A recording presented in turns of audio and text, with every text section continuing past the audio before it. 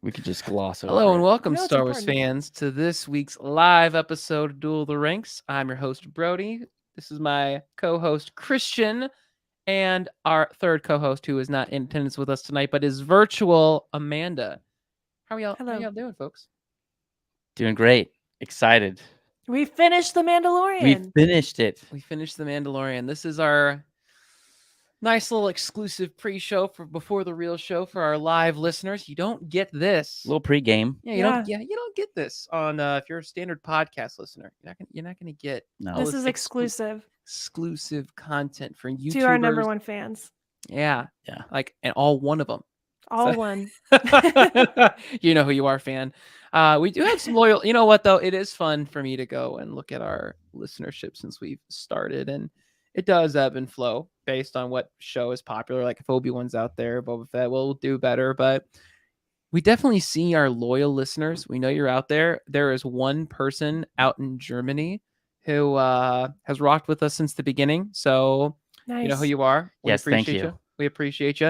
We got some good listeners out in Miami, North Carolina. Not where we reside, but wait, what is it Jesus says? You can't be a prophet in your hometown. Was that whole thing? Does he say that? I was in a cult. I don't know what you Live on mission. Yes. There you go. Yeah, all good stuff. So looks like we got a comment. Maybe they'll correct me. No, it's not. Anyway, all right. Well, I guess with that said, should we get this show started? Let's do it. Roll out the red tape. The red tape Yep. is about to be rolled.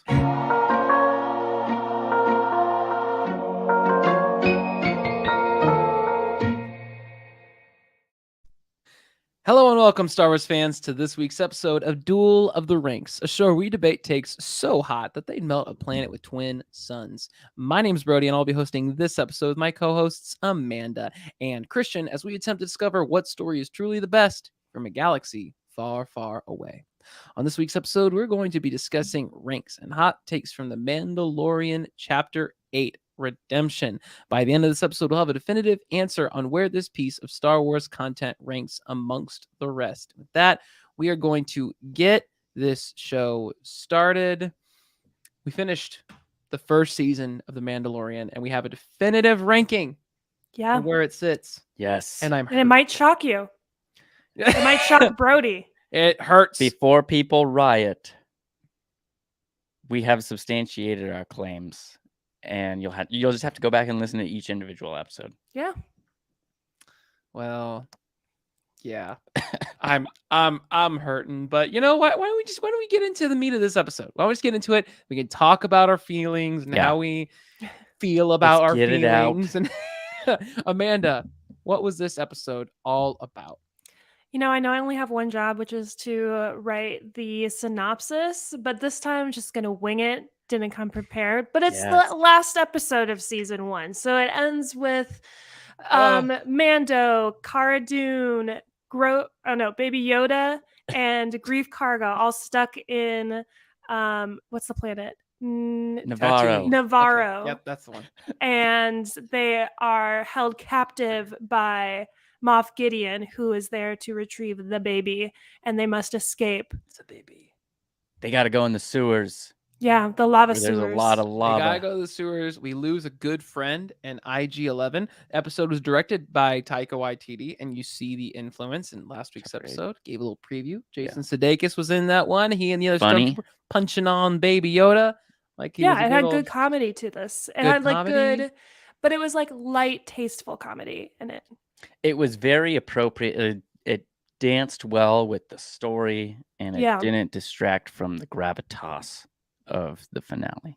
Yeah, it was good. We learned Cara Dune was from Alderaan. Yeah, Cara Cynthia Dune. Yep, that's a pretty cool name. It is pretty cool. Yeah, pretty cool character. We learned that Apollo Creed was once a governor, so that was cool. Magistrate. Yeah, and this is the first time we've heard Din's name, right? Yep, first time we heard Din's name. Din Djarin. Surprising, they took the helmet off and Pedro Pascal was underneath. So like holy crap! And that was a great way to showcase his face too. Yeah, because he didn't break his code. Yeah. So he still is an honorable Mandalorian. Yeah, he doesn't have prejudice against droids. We think that's been solved. Probably it was definitely the best CGI and practical effects. It was this whole season. Strong technical. That TIE fighter sequence, Amanda. The TIE fighter was cool. There's money put in that. I felt a little iffy about the flames on the inside of the bar. I was kind of like, this feels I know what you're saying. A little TV budget. Yeah. But I get that. That's me being nitpicky about something. Picking nits. You're what? I've never heard someone say that. Well, there you go, man. You can use it. I will. I really like that, actually. I don't even know what I was going to say now. Fire. We were talking about fire. There was fire and lava. There was fire and lava and explosions and machine guns and flamethrowers. I loved the astromech droid with the limbs. Yeah. Canoeing through the lava. Really cool. Yeah. Oh, IG-11, like when he's driving through on that speeder and he's like protecting Baby Yoda, just that was awesome. Murder. Turning his head around, going 360, shooting stormtroopers. It was awesome. Yeah. That was pretty cool. But he specifically left the Jawas unharmed. Yeah. He's like, not a threat. It did bug me that Greef Karga walks out of that building with Mando. Mando's got all that armor and Greef's like just got a little pistol while he's like stormtroopers have like these like heavy artillery. I don't buy like he's not that was the wise one bit, man. It wasn't the wise. Even like Cara Dune staying inside made sense. Yeah, I also kind of like loved this episode. We all gave it really high scores. And this isn't even really like a dig, but I did kind of wish that we would have gotten more varied character expressions in the bar when like the end is near and it's like Baby Yoda's chance to like save everybody. I kind of wanted like Greef Karga to be like trying to find another way out, like slimy or something, or people's personalities to try to boost up how they would really react in that scenario instead of all just being like stunned and not moving. Okay. I see what you're saying. What I really want to know though is you gave this episode a 78.2%, Christian gave it an 88.4%, and I gave it a 92.4% overall. Amanda, I can say for a fact most of this show you've not really given it a great score, and today is no different. And I am hurt. Wow. As you say, C's get degrees, so I don't know what the problem is. I can see that it's talking about what we can see here. I can see you don't really care for this show, and I want to know why. That's not even true. I did like this episode. I docked it a couple points. A lot of points. 22. Okay. I mean, in reality, we never see 100s, so I don't count that last point. And then you don't really see 99s, so I don't really count that one either. So, and there's a case for 98. So, what kind of math is this? That's fine. Well, we do see hundreds because Amanda gave 100 for Rogue One. I'll never forget that. Yeah, that's true. I'll never forget. But it didn't get a cumulative 100. Oh, thankfully, because I exist. And you gave it a 100 for Empire Strikes Back. I don't think that was 100. Brody, why are you even doing the show? You obviously hate Star Wars. What? That argument makes no sense. You haven't given a 100. Oh, no, you're not taking this on me. You're all the fans of that you heard you hate The Mandalorian. We're putting it back on that. What? This is war. And I'm here to watch. So I knocked it a couple points from you guys in the categories of technical aspects. Kind of like I said, I thought the flames on the inside scene were a little hokey. And then I knocked it just a little bit on the story too, because I kind of wanted some more varied interactions with the characters, which I know could be docked on characters, but then like the montage of Din as a child and some scenes felt like they went on for very long. Like I feel like maybe you could have shortened the episode by like 5 or 10 minutes, but otherwise, yeah, I gave it 19.5 points out of 25, which is not bad. So not bad at all. 78.2% for me for this episode is bad. For me. Well, you gave it even like a straight up 5 on the immersive universe. Why don't you talk about that? Yeah, let's go from one extreme to not even extreme. Well, first off, it's the first time we've ever seen the Darksaber in live action. That was baller. And that was amazing. Secondly, we get the first use. I remember watching this as, a big Boba Fett fan, and we don't really get to see guys looking like Mandalorians or Boba Fett in live action do anything cool. I mean, you do have some jetpack stuff in Attack of the Clones, but not a full-on sequence like this. So I'm going up there and taking on a freaking TIE fighter. And there's a lot with like Mandalorian, like how people like Mandalorians fight and their fighting styles and using these jets. It was super cool to see. Definitely fun to reflect on that. Obviously, they brought back, like we learned that Cara Dune's from Alderaan, so they tie that in. IG-11, we really see a great fighting sequence, which again, nice callback to what we would have liked to have seen with characters like IG-88. So there was a lot that was just infused in this episode that brought in nice little nuggets from other things in Star Wars. And for me, it's like, what else from the immersive universe? What else could you want to see? You tied in stuff. I think this might have been one of the first times too that they really showcased something that was made in the TV shows, like the cartoon animated TV shows, and made it like this big. I mean, they've done little things with like Loth Cats and other stuff, but like this was like a really big, like, hey, big this is a focal point. And this that was a serve to the audiences that have watched those, because otherwise you're like, what is that? Why does the lightsaber look like that? And that was such a great hidden piece, like right at the end of the episode. Yeah. So the fans would be foaming at the mouth. Exactly. And it's stuff like this that gets the, casual Star Wars fan into like Rebels or Clone Wars. Yeah. If they hadn't seen it before. And so people that have seen Rebels like it, and people that are a little bit older, like the Stormtroopers that were brought in on that ship, that's actually a toy, I think, either from A New Hope or Empire Strikes Back, where that carrier actually, it was a little shuttle. Yeah, it was a little shuttle. So for people that had that toy, this was the first time that was brought into live action. So when it comes to immersive universe and pulling things from merchandise from the 70s and 80s to the TV shows that are animated, it's all this stuff, and they get a big focus in the show. I don't really know what else you could ask for. Like, what could you dock for? It's not like there was no missed layups on that. It was Michael Jordan dunking from the free throw line for the immersive universe this episode. That's a basketball I gotta say, right? they didn't like fall into the trap of just bringing back a familiar face.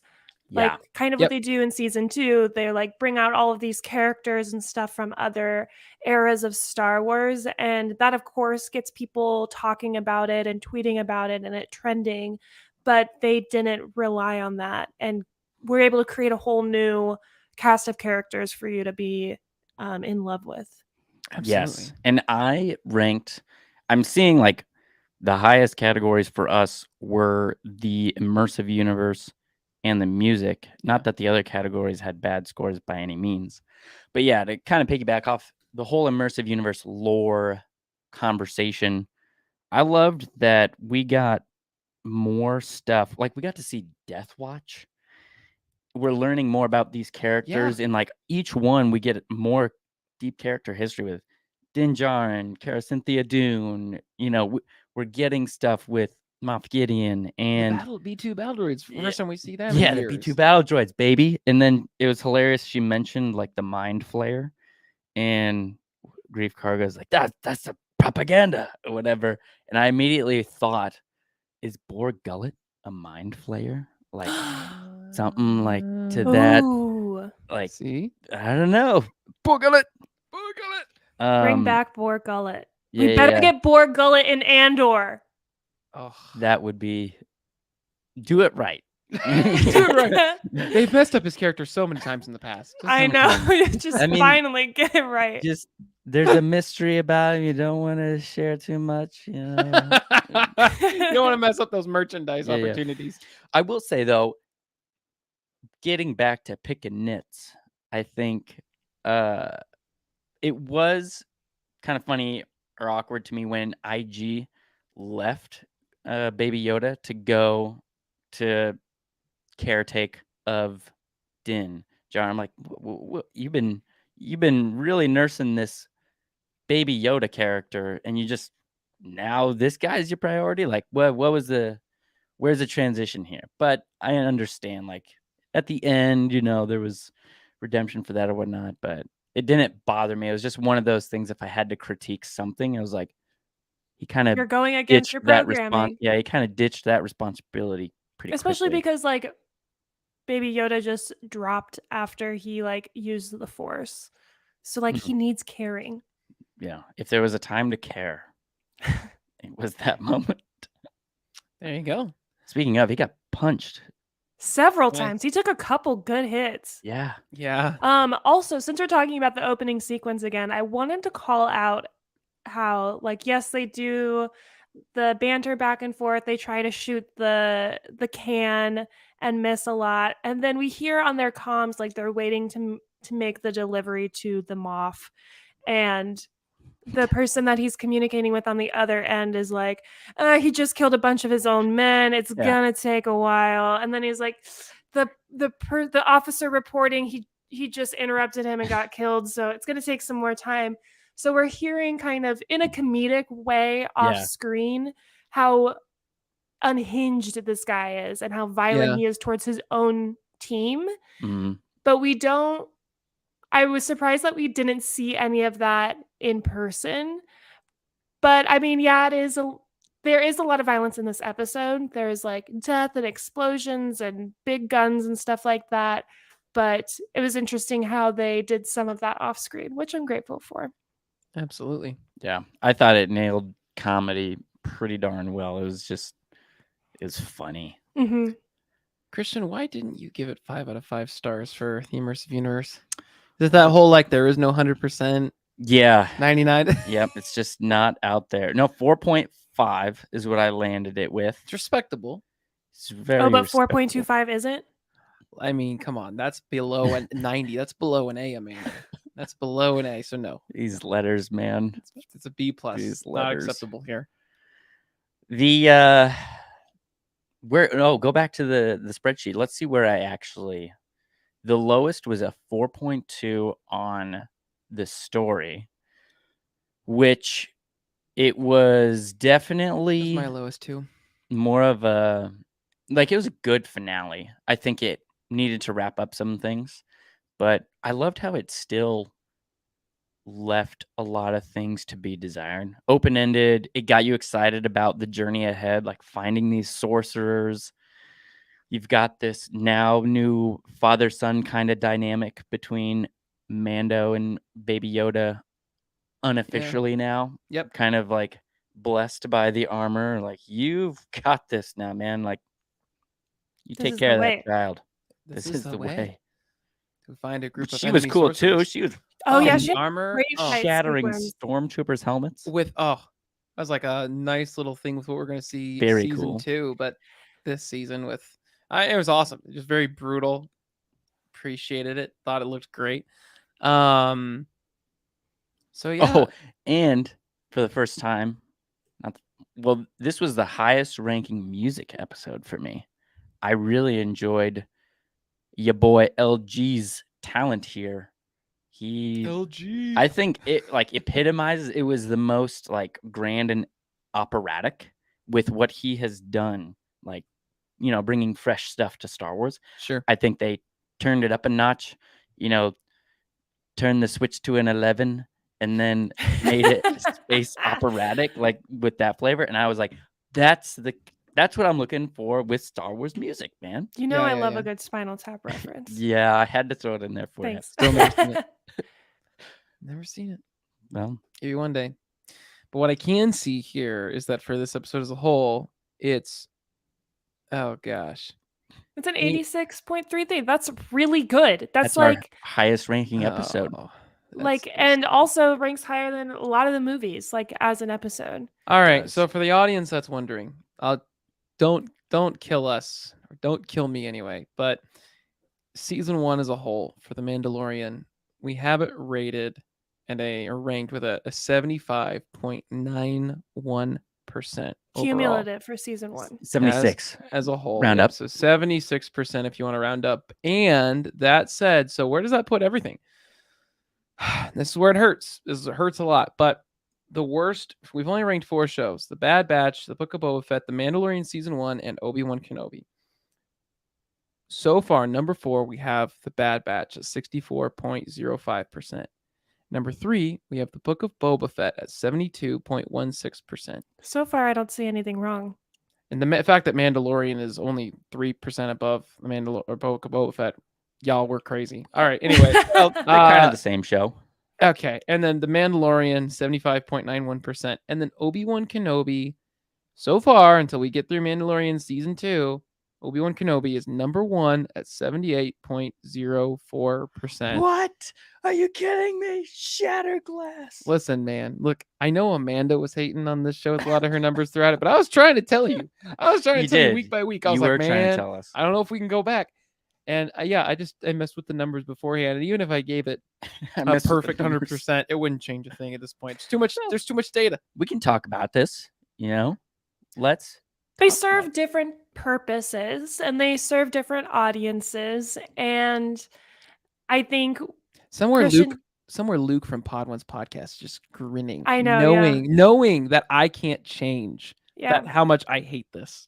But this is Duel of the Ranks. This is the only official ranking that matters. So yep, I will tell you the Mandalorian, it has 2 more installments than Obi-Wan. And we only had 2 episodes that were definitely like unusually lower than the rest. So that's where this discrepancy is, like that gunslinger episode, and whatever the other episode was. But you were talking earlier. You mentioned, Brody, this show at some points, like, and this could be a strength or seen as the weakness here, like the Mandalorian got very serialized or episodic, where it was more standalone episodes, whereas Obi-Wan is one story, hence why we kind of talked about like that should have been a movie or not 6 parts. But we ended up liking it. Yeah, not more than this. Well, I think the highs in personally for me, the highs in Obi-Wan for me were much higher than the Mandalorian for me. But I think Obi-Wan had like that, what was it, part 4 that drug it down a lot more. And that was a lower low than the lows of Mandalorian. But I think Mandalorian's more consistent across the board. Obi-Wan, and this is the prequel fan in me, Ewan McGregor, Hayden Christensen, Obi and Vader, seeing that immediately. It's just, those are higher highs than a space western. So I think there's some explanation beyond that. But I mean, for anyone who really cares, go to each episode that we've ranked and why we actually gave it the number we gave it. Yeah. Yeah. I mean, it's fine. And I do think a 75% overall. This show so far is a good time. It's a lot of fun, but you can tell it's still struggling to find its identity with just like the tone of the show, where it goes through kind of funny and then serious and other stuff. I mean, it's but very it like should be all those things. We don't want like just a trauma drama or a tri-cam sitcom, which even though that is what I want, but we got to have like the balance of those things. And I like that The Mandalorian is episodic, but only time can tell if that nature will be tiring. And I remember when, obviously season 2 is already out, we haven't reviewed it yet, but I remember after this season ended, how cool it would be for the main character of The Mandalorian season 2 to be a different Mandalorian entirely, and then be like an anthology series. Like it could be about Boba Fett. It could be about some other random Mandalorian, one of them that left the guild at the end to like go live amongst others and hide their identity. There's so much Mandalorian's like lore to tell, but it is interesting that they went this route with it. Yeah. No, after watching this, it makes it all the more evident to me how good Book of Boba Fett would have been if they wouldn't have made episode 5 or whatever it was about Mando. I know that sank it so far. Because like the direction because I started thinking about it, because this is very episodic and it's a little bit choppy. It's trying to struggle to find its identity. Book of Boba Fett was rooted. I mean, it was going pretty strong. And yes, there was a lot of stuff with the Tusken Raiders in the desert. Not everyone was a fan of that backstory, but it was really going somewhere. And then it introduced Mando, and it never really found itself, and it didn't close well with obviously there was some interesting dialogue, like, I'm not a little boy anymore, whatever, like all that stuff. You are an old man, and I have armor. And you're like, all right, this is fine. But I think for me, that the Book of Boba Fett, had it have finished stronger, would have been the best Star Wars show to date. I think Book of Boba Fett could have finished stronger if they just wouldn't have included Mandalorian in those last 2 episodes. That's a hot take, I think. That is a hot take. I think, I mean, I see it definitely differently than you do, Brody. I think Book of Boba Fett did not start nearly as strong as The Mandalorian did. And we had talked about that before. That first episode of Mando was, Yeah, it was just fire. Not that Book of Boba Fett started off bad. It was just, I think Mando started off strong. Yeah. But one of our big complaints was with the Book of Boba Fett was the pacing, or like not figuring out like the pace that we should be going. It seemed like they were pretty committed on, let's just rely on flashbacks, like let's do some flashbacks. But yeah, it is interesting to compare and contrast. Yeah, I know. And then you have Obi-Wan, which I am still not even a huge fan of. It's just okay. And that doesn't matter what I think. It's the number 1 show, apparently. To this show, it does. Your numbers. I mean, it does matter. But again, it is kind of apples and oranges when you get down to the root of like what each show is about. Yeah. One is like playing on the favorite Star Wars character of all time. Like you have all of that emotion behind it. This is totally new. One is done like one singular story, and one is done choppy. So it's like, even if The Mandalorian would have tried to have less episodic of a nature, doesn't mean that it would have been better. And I think it's also worth pointing out one thing here too. Like, these are all good scores for each and every single one of these shows. We've all enjoyed it. And just think about it. Since, the last few years, we've got The Mandalorian, Book of Boba Fett, things like The Bad Batch, more Clone Wars. They had that season finale. We obviously are getting Andor. We had the Obi-Wan Kenobi show. We're getting Ahsoka. Maybe a Book of Boba Fett season 2. Outside of the realm of Star Wars, people right now are freaking out because this week the House of the Dragon came out, and I never watched Game of Thrones myself, but I know people are excited about it. The new Rings of Power show is coming out on Amazon, most expensive show ever. That $1 billion show is gonna determine that streaming platform future. Yeah, so we're living in a time right now of so much like content surrounded by these like super strong IPs that it's just like, what a time to be alive. Like, goodness gracious, you weren't getting that in 2005. No. It's no way. Lucky to get a book. No, I have a book. I love studying television and film history, and I went to school for it. And I have this book where it talks about, I can't remember the exact stat, but like before 2010, there would only be like 240 new shows created every year. And then like after 2010, there's like 500 totally original new shows every single year. So it's just like quantity. It's not quality, but everyone is just pushing stuff out. Yeah, that's quite something. That is wild. There's so much. You guys excited? What's the show you're most excited for that's coming out? Doesn't matter if it's Star Wars. Just what is it? Whoa, we have permission to not talk about Star Wars? Listen, man. I don't know. We'll find out what the fans do when we. I mean, Rings of Power. I'm excited. I'm a big Tolkien nerd, like yourself. Nerd. Who's the bigger Tolkien nerd between us two? That's the real question. Oh gosh, I don't know. I don't know, Brody. You've been to New Zealand, so that's pretty nerdy. So has he. Oh, I didn't know that, Christian. Sorry. And I went with my wife. He went with just a friend who carried him to the top of a mountain when he couldn't go anymore. He was one of the fellowship. Yeah. Oh. Exactly. A good friend of mine. Yes. Exactly. Shout out to, I don't know if he wants me to share his name. Sam. So not a shout out. Yeah.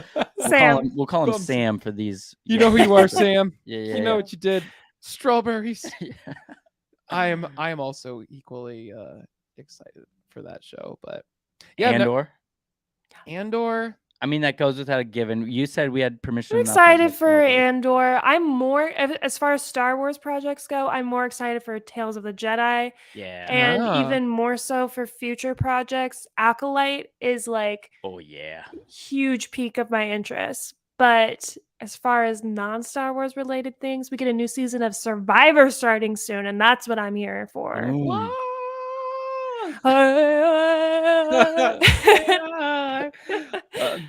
What is it? 39 days, 16 people, one survivor. One survivor. Oh man, $1 million. It's been $1 million since like 1990 or whatever. Like, I've never seen, regardless of inflation. It doesn't matter. 1920, it was $1 million. Can you imagine in 1920? Like they don't even have like TVs yet, and you're going on Survivor. Some guys just documented on paper for radio. Morse code, on this week's episode of Survivor, we had Mikey Mike and adventures out there. Oh man, well, another super strong IP that's coming out maybe with the show, Jurassic Park. Anyone? Looks like they might be doing a little Netflix series, which is not surprising to anyone since they've already got their. We're talking about just shows, right? Yeah. Have you seen the trailer for the new National Treasure show? There's a National Treasure show. There's a show, and they're bringing Ryan. Who's Ryan? He's the fun sidekick. I don't remember him. Nick Cage. It's been a long time. Sorry, Riley. Right? Riley Poole. Okay. That's cool. That's fun. Har Lothbanks is excited. I know that. All right. Yeah. Yeah. I don't know. I've seen it like a couple times. I enjoy it. I don't love National Treasure. I love the movies. I'm not like hyped about the show. It was just one new show that I was like, huh. They made a show. They made a show. We're going to steal the Declaration of Independence for 5 seasons. Great score. All right. That's cool. Well, there are a lot of good things coming on the horizon that we should all be excited about, but none of these things are going to be good as the next segment of our show. Lord Vader, take us away. Don't be too proud of this podcast you've constructed. The ability to rank content is insignificant next to the power of an exceptional hot take. It's hot takes time. And I've got one that I think kind of lines up with what we were just talking about. I think Mandalorian is absolutely, with what we just saw here, to this point in time, from its own season, it is the best single season of Star Wars we've gotten to date. You're saying in this moment, like present day, not in Duel of the Rings, like our history, right? Yep. Okay. In its own season, in its own standalone season. And that includes the last season of Clone Wars. I'm a Rebels fan, you know this, so it's hard for me to say that this is better than any season of Rebels for me. It's hard for me to put any animated show above what we just saw. Oh, you hear that, animated fans? This just takes a lot more work. There's a lot more that goes into this than... I agree with you. What? The season 1 of Mandalorian? Yeah. Is better than... Yeah. Wow. Yeah, even though better than... the numbers... Wow. Well, my numbers are still, I think, higher for the Mandalorian than like my individual cred. Okay. Yeah, it doesn't reflect that in our numbers, but I'm glad. Okay. All right.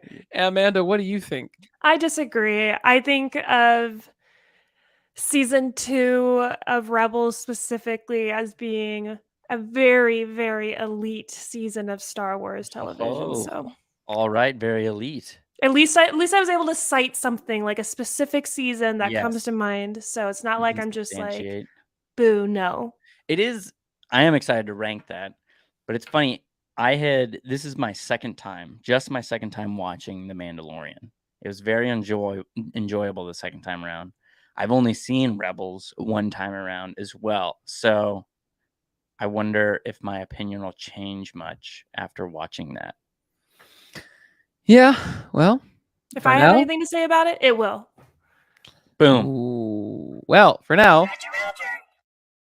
What? I disagreed. Yeah, but I agree with myself, and Christian agreed with me. So there's two. I did give him a thumbs up. Wow. You did give me a thumbs up. Wow. So yeah. When there's not a guest, Rogered him. Yeah, when there's not a guest to break the tie, I'm gonna give it to myself because that's how I'm rolling today. Okay. Christian, you've got a hot take. Yeah, let me know if your feathers are ruffled. Ludwig Göransson. I think this episode, he's at his peak this episode.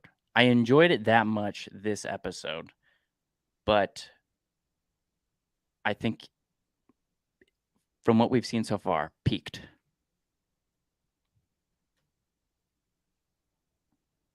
Milquetoast. You think everything else is not as good? I just don't think it's a hot take.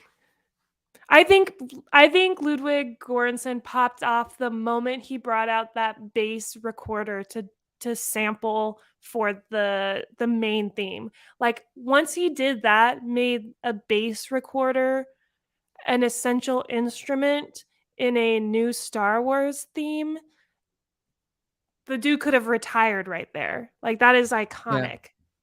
It is iconic. Yeah, and I think for me, I'm not gonna milquetoast it. I'm gonna disagree because I think that opening episode is what did that for me. Oh. So not like this one. The first episode? Mm-hmm. So that was his best and everything else just didn't hit it as not as much. I mean, like both are 5 out of 5s for me. Interesting. All right. I guess if we're saying we're returning to the peak, I think it's not this is its peak. I think alone. This was peaked. I have everything yet to else see is it get downhill better. from here.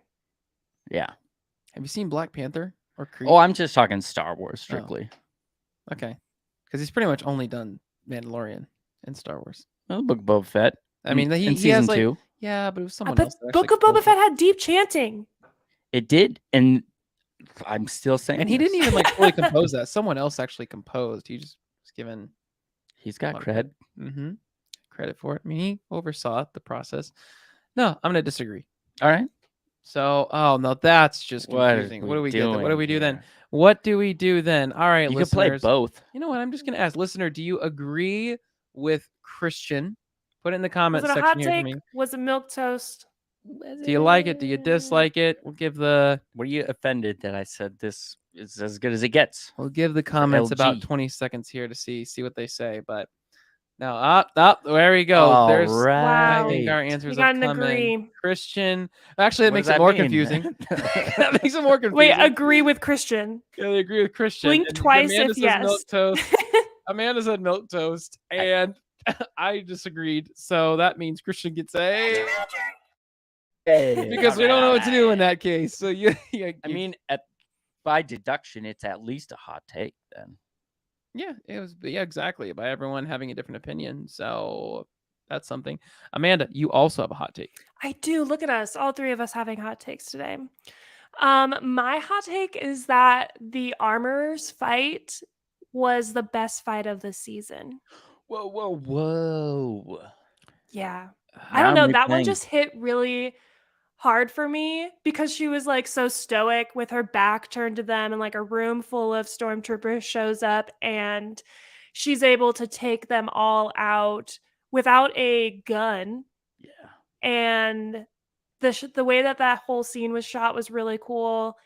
And it was kind of the least expected person. I mean, yeah, she's the armorer, but she's not the trainer or anything that we know of. So yeah, that's my hot take.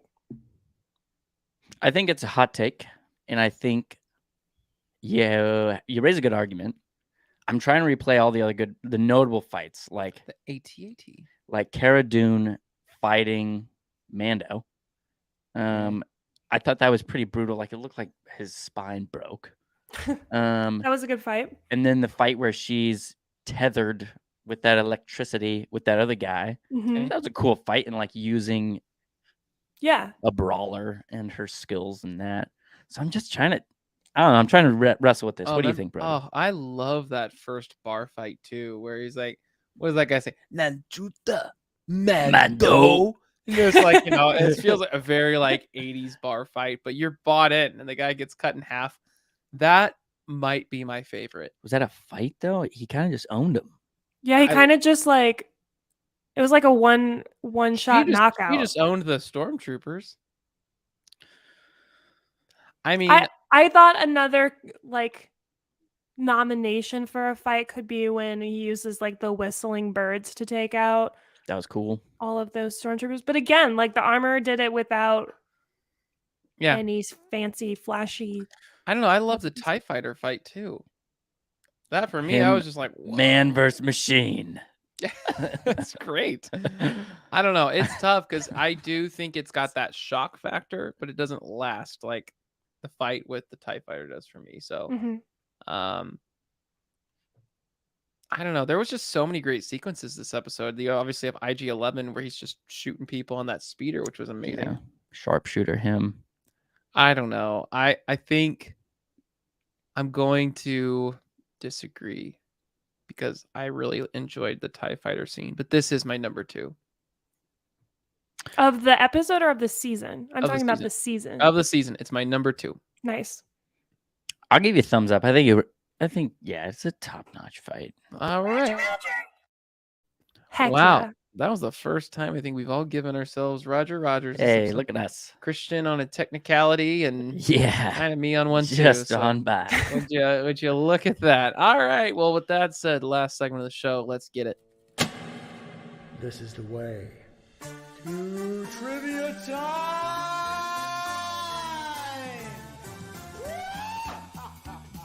It is trivia time. Christian, you got the question?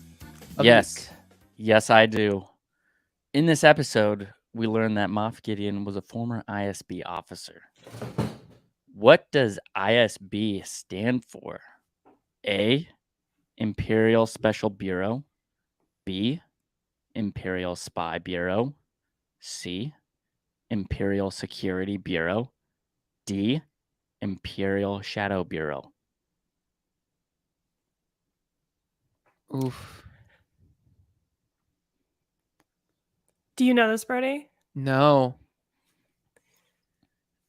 I'm going to say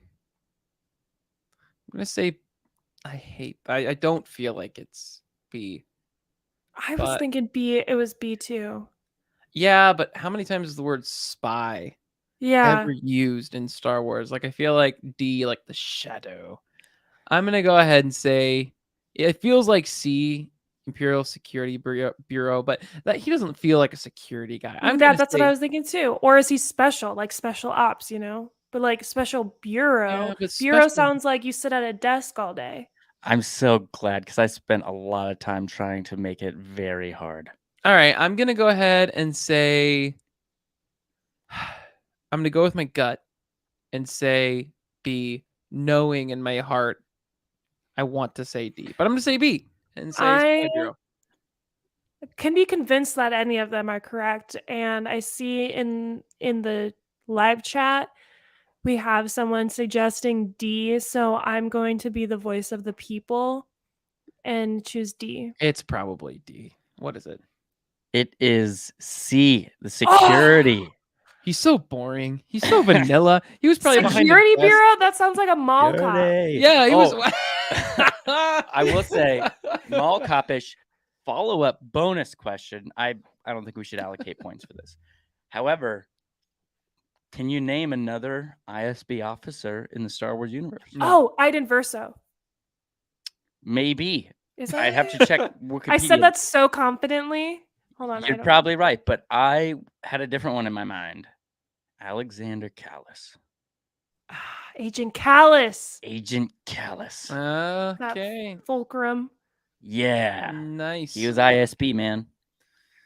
Well, we did it. We went through the Mandalorian. We've got chapter 1 done. We've got some fun episodes. I think we're going to next week talk about the top moments we had from Mandalorian. Then we're going to go into a video game episode. Really excited about that one with the guest host that I'm very, very excited to introduce to our audience. And then after that, I think we're going to start getting into Andor. I think so. Going to be some fun stuff. So listeners, thanks so much for sticking with this show. If you're new to the show and you want to check out more Duel of the Rings content, where can they find us? They can find us at dueloftheranks.com. We're also on social channels at Duel of the Ranks on TikTok, Twitter, and Instagram. You can submit your own hot take to us on any of those platforms, or even online too at our website. And listen to us on Apple Podcasts, Google Podcasts, Amazon Podcasts. I mean, I don't know. Those aren't things, but like Spotify too. Just you can try. And by the way, that wasn't a weird soundbite I put in. Amanda just has a cat for all of audio listeners. That's for the video fans only. The real the live chat got to see my cat Spaghetti. Support the Patreon. Authentic cat. Support the Patreon. You get Amanda's cat for a day to the top. Yeah, you can just keep him. Someone donates $1. You have to pay for shipping. Here's free cat. He's kind of defective, so wants to be a podcaster. All right. Well, it was a lot of fun. Everyone, you want to find out more Duel of the Rings content, go do all the stuff Amanda said. And if you're too lazy to do that and you're like me, then just Google Duel of the Ranks. And guess what? We got the SEO behind us. We're going to be like all the stuff you see on that first page of Google. So we're the only ones out here doing it. Because why? Because, we talked to Google like a week ago. People need numbers. Yeah. They were like, guys, you understand numbers and Star Wars. So we're going to put you on number 1 of everything ranking. You know what? Don't even Google Duel of the Ranks.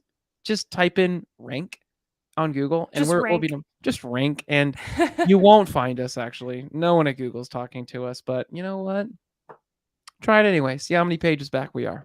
So yeah, Google rank and you'll find us. Maybe. Anyway, that's it for this week, folks. Check in next week as we talk about our favorite Mandalorian moments. And with that said, see you then. Adios, y'all.